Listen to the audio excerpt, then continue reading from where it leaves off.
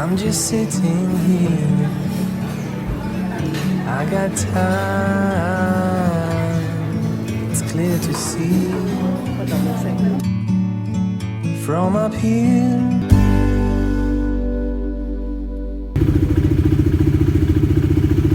Ang bagong itsura at bagong tunog ni Duke.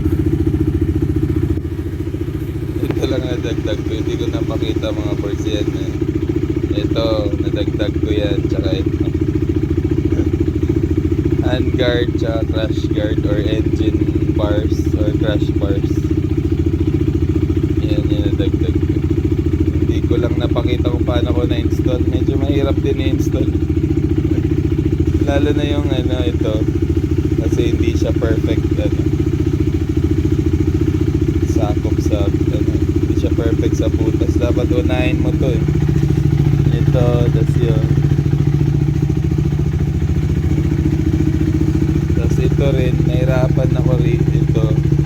Maghanap ng bolt dito, bolt. Pero yan. Pwede na. What is up mga boards? Ayan na. Kinakabit na natin. Bali kailangan pala siya dito malaking washer. Tapos drop na yung washer. Tapos itong gantot eh. So medyo matatakpan niya. Pero balak ko para makita yung KTM na yan. Kakatingin ko rito. Itong side na to yan. Yan siya. Yan. Ang maiwan na lang yung gilid. Dito na lang maiwan yung side. Dito sa gilid. Ito na lang maiwan. Yung gilid na lang. Para dagdag assist. Ayan. Ganyan na lang itsura niya. Naiwan na lang itong KTM sa gilid. Pero yan siya. Pag binalik kasi, ayan, yung entire, natatakpan yung ganda ng KTM. Yung radiator guard natin, natatanggal. Pero ganyan magiging forma niyan. Tatakpan niya yung E at D sa kabila. Ayan na mga boards. Naikabit na natin ang ating ang tawag niya radiator guard.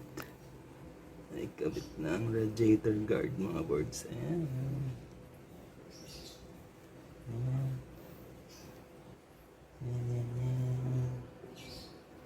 Wow.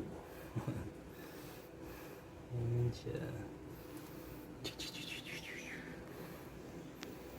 Yun na yung mga nakabit natin. Radiator guard, crash guard, or crash bars. Ito. Hand guard. At saka ito. Tank pad. Kabilaan din to. Yun. Ayos. DIY lang yan. Binili lang natin. Tapos tayo lang nag-install. Let's go.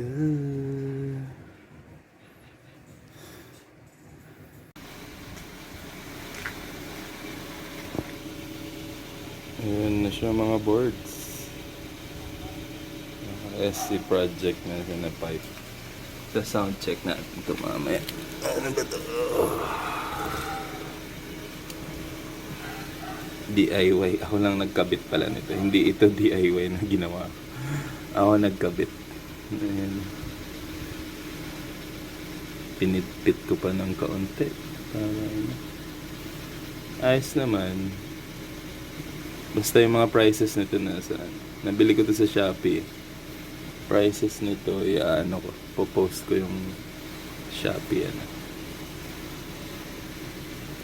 Ayan ko kung yung link malagay ko pa sa description. Tapos pati itong mga to, lahat na accessories na nilagay ko. Ito, anong tawag nito? Crash bars or engine guard. Tapos, so may tambucho na. Sa Shopee lahat yan. Salamat Shopee. Tsaka kay Commander pala. Thank you. Ayan. Mamaya sound check natin. Tapos yun, ito, screen. Ano, radiator guard.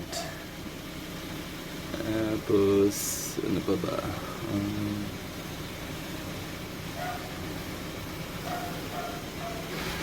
Ito, hand guard. Pati price sa Shopee. Hand guard, crash guard, radiator guard. Yung skid plate dito yun sa ilalim. Hindi ko pa yung skid plate din. Dinanggal ko yung plastic dito. Papalitan ko to ng yung bakal. Yung skid plate. Kulay orange din. Ito pala. Yan. Tank pads. Yan. Shopee lang din. Look. Tank pad. Tapos naglagay pa ako ng kahit may scratches na. Ito, bumili ako ng protective film at may scratch.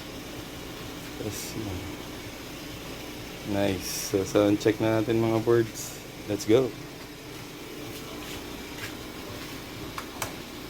Ano na pala to sa akin? Magti 3 years na to sa akin. Next month 3 years na tandok. Ang odometer ay 17,160. Ito. Odo 17,160. 17,160 kilometers. Sa 3 years. 3 years na next October and 3 years na siya.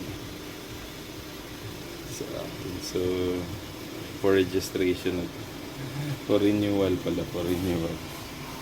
Hanggang ngayon wala pa rin plaka.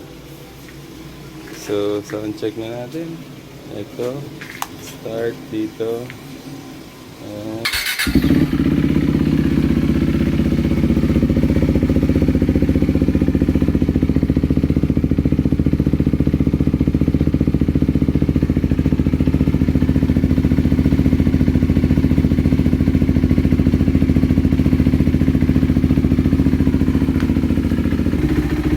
Sa 3 years ko palang gamit itong mga boards. Ang issue ko lang oil leak lang talaga. Engine oil leak at saka suspension oil leak.